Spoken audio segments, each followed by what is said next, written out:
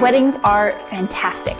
They're this rare opportunity to step out of the day-to-day and say to someone, hey, I kind of like you.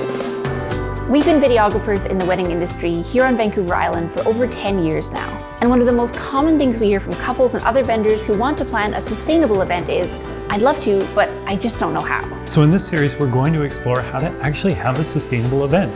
And with help from vendors all over Vancouver Island and across the wedding industry, we'll talk about how to create and celebrate a sustainable wedding from the planning stages to the footprint that's left behind. From the big picture to the small details, we'll provide tips and tricks for how to get you sustainably wed.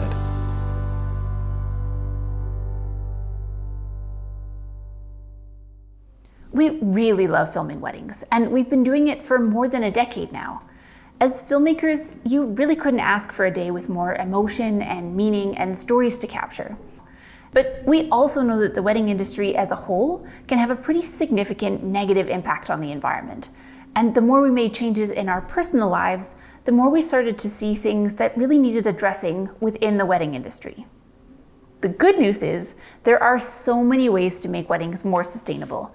And a lot of those things are already happening here on Vancouver Island and around the world. So we decided we wanted to share these sustainable practices and ideas with couples. And that's how this series came to be.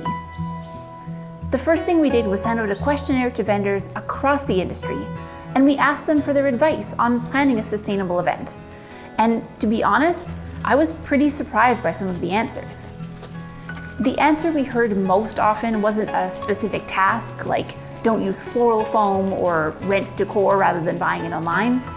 Those things came up, sure, but the thing we heard most often was something much deeper than that. And when you have a deep question you want answered, there's only one person to go to. We started this process by reaching out to vendors and couples and asking them, what is a sustainable wedding and what does that look like? What does it mean? And how can you pull one off? And we heard back from a lot of different vendors and couples who have already been married that the biggest piece of advice they would give is to start that process from a place of intention and meaning and to put your values first. And that's a big ask, actually. And so I'm turning to you, Barbara Densmore, as an expert. Can you tell us what it means to put intention and meaning and values at the heart of your wedding planning? Yes, I can. Good. Just watch me.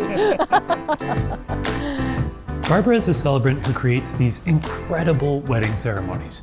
She brings so much thought and love and meaning to every event that it's really hard to make it through one of her ceremonies without crying and laughing and smiling and sometimes all of those things all at once.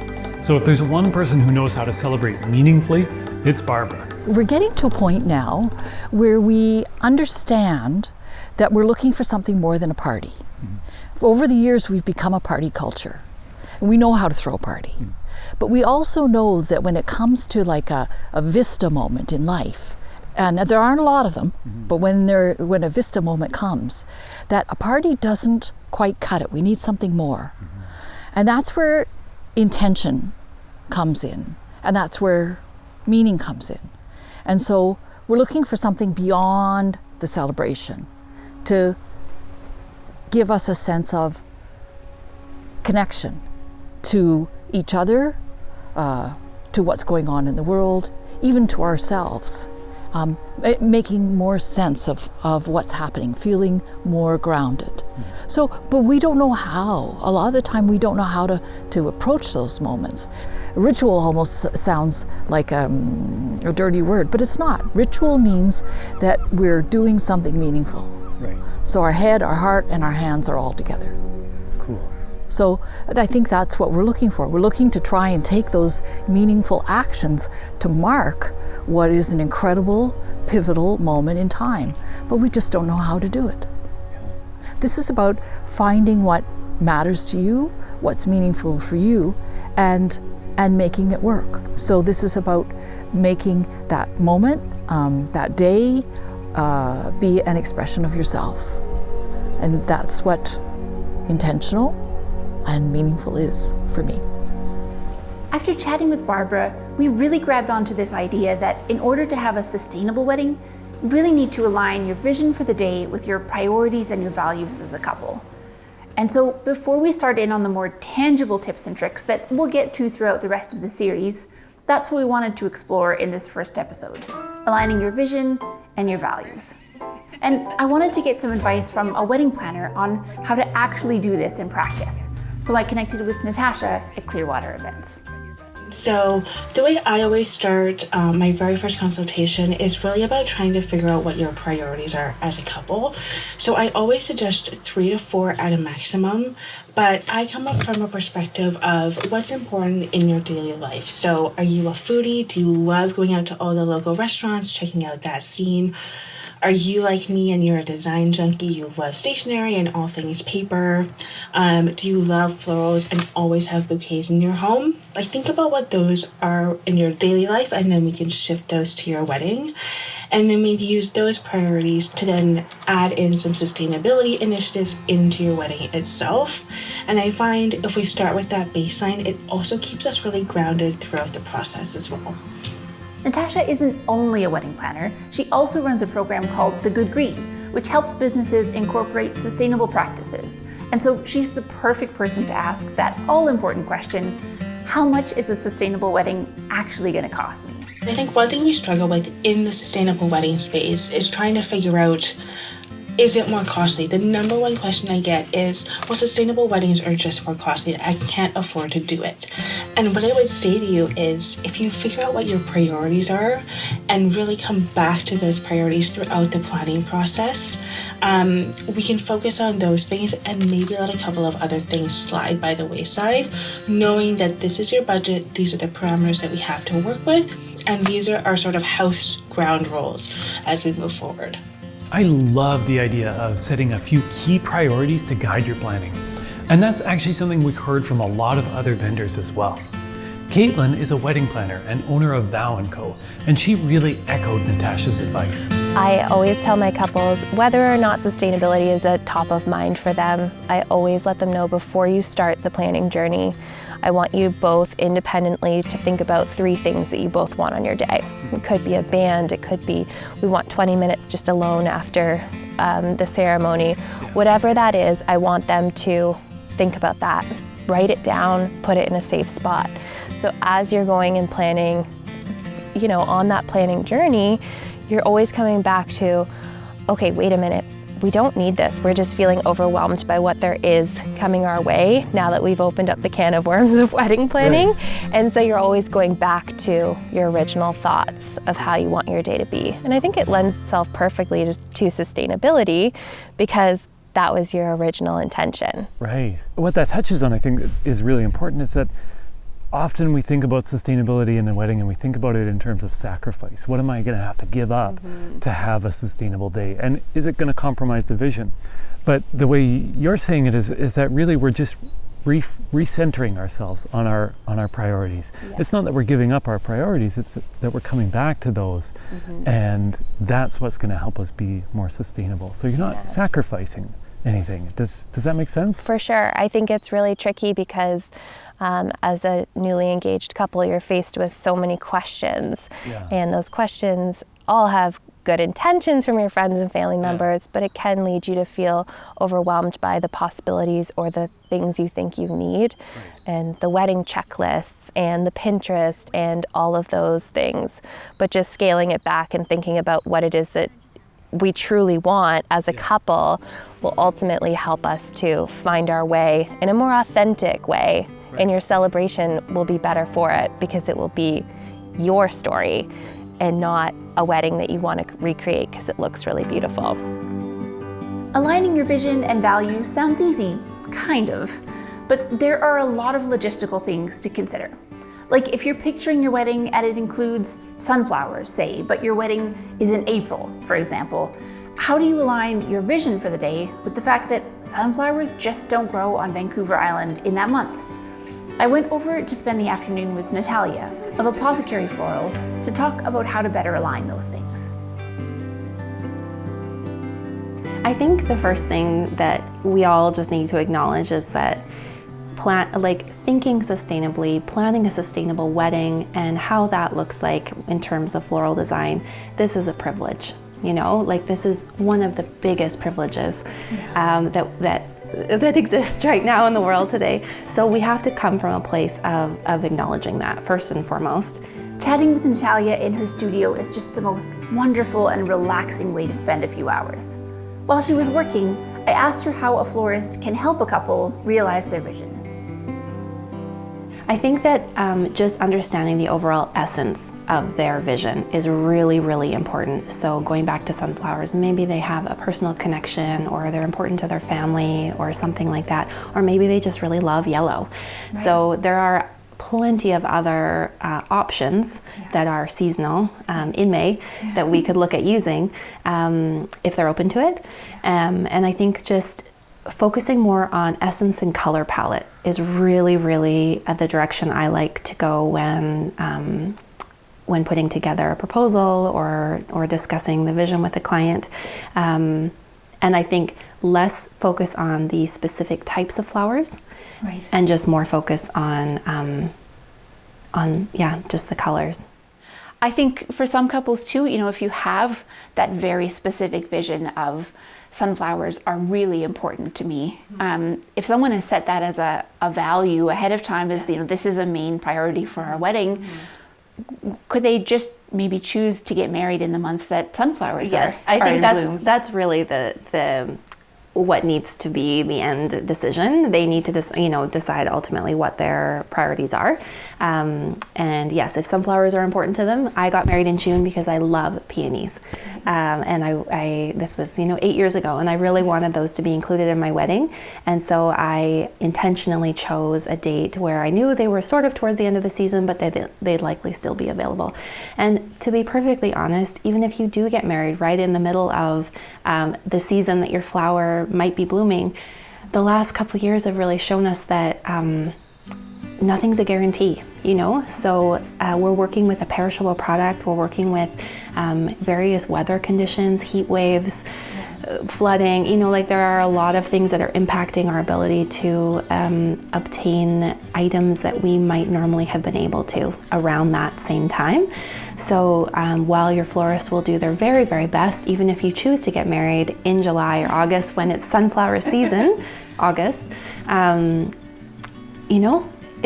every flowers are a gamble, and that's one of the beautiful things about them, Coming from a place of just being really in tune with your environment and what's going on for you would be my second step, and determining what your priorities are. So like we discussed, if there's a type of flower that you're really interested in working with, being mindful of when that's blooming and looking to incorporate all the other beautiful things that are also in season around that time.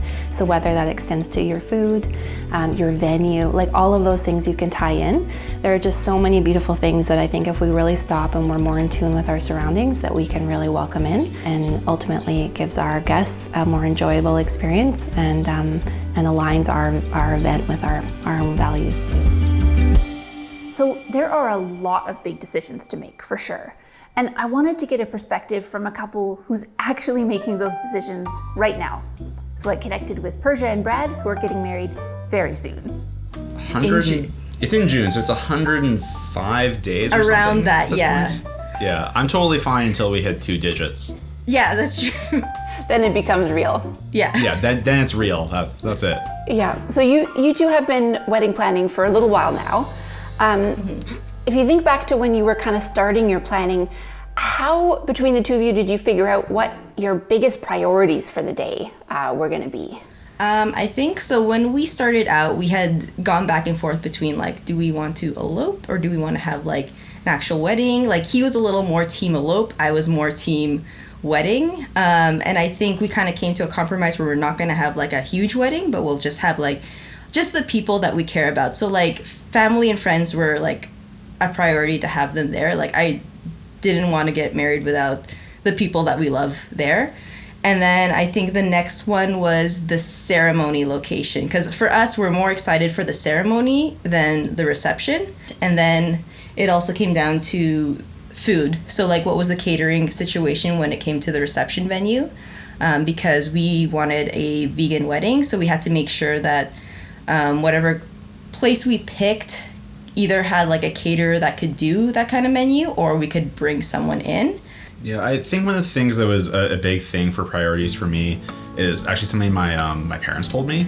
And they just kind of said, like, when you're thinking about details and you're stressing about stuff, just ask yourself, like, am I going to care about this in 10 years? Something Persia and Brad told me they realized along the way is that aligning their priorities and the logistics of the day wasn't always easy. And they found they needed to get a little creative with some of the planning. So we were trying to solve this, like, this Rubik's Cube of, like, we wanted to get a vegan dinner, but that was actually, like, good and satisfying, but also fell inside of a price point, and that was more of a puzzle than I think we had anticipated. Yeah. But we solved it. We figured it out. So yeah, we ended up going with a local Indian restaurant, and the reason we chose Indian food is one, because it's delicious. Yeah, like, have you ever had bad pakora in your life? No, I don't think it exists. Yeah. Yeah, and I feel like a lot of our friends that we told them, like, we're having a vegan wedding, we're doing Indian food, like, a lot of them were, like, super excited about that, so. Looking forward to your wedding is one thing, but looking back on it is a whole other thing.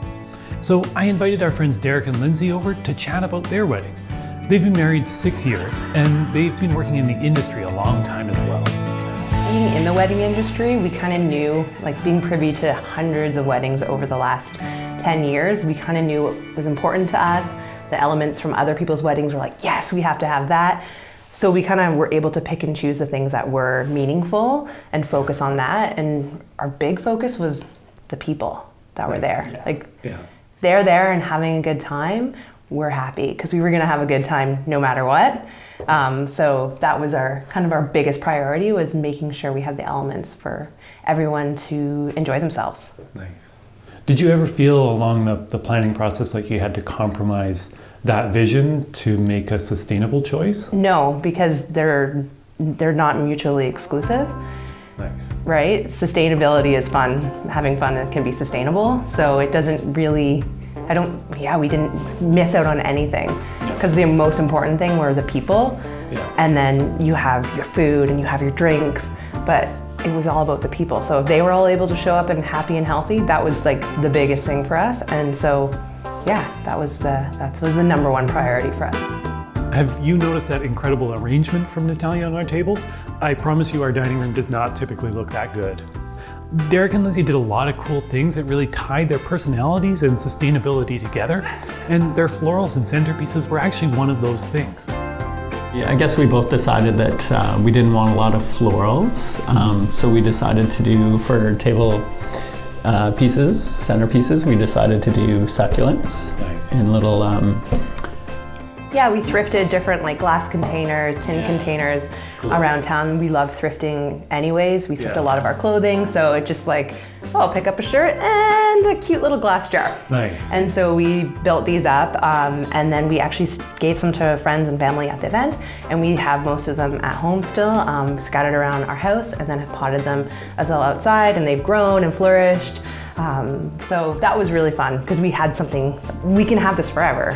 Yeah. We get, a piece of our wedding kind of lives on. And also at the time of the year too, October isn't like full of local flowers. And so we didn't want to have to like bring in a lot of stuff that wasn't local and sustainable at that particular time of year. Sure. And so, yeah, it's funny because I don't even know if we thought about it so much while we were doing it, because it's just kind of how we try and live our life. Right. So it just seems to be it should be a natural extension of who you are at your wedding, not something that's not you. If you're watching this and thinking, will any of these choices really have an impact? I think it's important to stop here and say yes. Your choices on your wedding day definitely have an impact, and it can actually be a really big one. It's tempting to think, look, it's just one day. I make great environmental choices the rest of the time, so I just want to forget about it just this once. But actually, a wedding day can have an environmental footprint that's equivalent to years or even decades of your day-to-day life. And when you consider just how many of them happen around the globe every year, it really adds up. In Australia, a group called Less Stuff, More Meaning calculated that if even 10% of weddings there made changes and cut down their footprint, it would be equivalent to taking 100,000 cars off the road per year. Now, I'm not saying you have to get married barefoot in a field or switch out your wedding cake for carrots you grew in your backyard. I'm not saying you need to uninvite a bunch of people or cancel the flowers, send back the dress. And I'm definitely not saying that you can't even have a beautiful, elegant, or even luxurious wedding. But what we did hear from vendors again and again is that even small choices can add up to make a big difference. People think it's an all or nothing thing. You know, we often, and I'm guilty of this, you know, if I'm not making huge changes, then I'm not making a difference at all. And I've seen firsthand that small, tiny changes in your life, in your business, with your family, they make a huge impact. So even if your wedding flowers or your food or whatever it is that you're thinking about isn't 100% local, 100% sustainable, those small little changes that you've made, those mindful changes are enormous. And if everybody did that, the impact would be so significant. This is a lot to take in, but when you hear from people who've been working at weddings for years, some parts of the process start to feel a little easier. I'm going to sound like a broken record, because I think it's really all about the people. I think we're starting to realize that it's all about the people. It's not, you know, in our lives, it's not so much about the stuff, it's not so much about, you know, any of the tangibles as much as it is about being together. I think I would say go back and look at who you are and look at what you love the most, and ask yourself how you want to celebrate your day. You know, if it was going to be the best day ever, what are some of the things that you would want in it? And it doesn't have to be the traditional wedding things. You know, that may not be right for you. Yeah. So just kind of step off the path and the highway and forge your own path. Right. And do what you want. There's one last thing that came up in our conversations, and that is, it is okay not to know everything about all of these things at the start of your wedding planning. We often get into this mindset where we're unable to accept help, you know? We think we've got it all figured out, and one thing I know for sure is that we do not have everything figured out. That's the only thing I know for certain. And you know, we are doing this day in, day out. Wedding planners, florists, videographers. This is our bread and butter, you know? And I think you know, rewinding to the very beginning of your process and what's important to you, choosing vendors who also have a similar mindset and values is so important, because you know that they're also making those choices mindfully and they have your interests at heart as well. And voicing your concerns, you know, what's important to me, where are these flowers coming from? Be curious about, you know, what's going on and what the ingredients are in your wedding day. Before we finish this episode, I wanted to just touch on what Natalia mentioned there and talk about our own wedding for a moment. Chelsea and I got married nearly 7 years ago, and it was just the best day. It felt so good to be surrounded by everyone we love, to celebrate with them, to acknowledge their support, and to mark our own journey. We'd been working in the wedding industry several years before that, and although we really focused on putting what mattered most to us at the heart of our planning, and we were conscious of reducing waste, having a sustainable wedding wasn't really on our radar. It wasn't something that was talked about a lot in the industry at the time, not around here anyway. And so as you're watching this series, keep in mind that what we recommend sometimes is what, with hindsight, we wish we'd done as well. But that said, as we became more aware of sustainable wedding practices, we went back and actually calculated the carbon footprint of our own wedding using a wedding footprint calculator, which, by the way, we will be talking about more in this series. When we input all our numbers, the food, the travel, the services, all of those things, we were happily surprised to find that we had a fairly sustainable wedding. And we realized we'd been able to pull this off for two reasons. First, we'd seen a lot of weddings before, and we knew which things were most meaningful to us and which things just weren't. And that helped us keep our values at the core of our planning. But second was our vendors. We chose vendors who we loved to work with and who we really trusted to do their thing. And without really thinking about it or asking for it, our vendors naturally made things look and feel awesome in a sustainable way. And by trusting them with our vision, we ended up getting something better than we'd imagined. And so that's what our second episode is going to be all about, finding the people who can bring your vision to life in a sustainable way. So stick around to learn more about finding, choosing, and working with your vendors.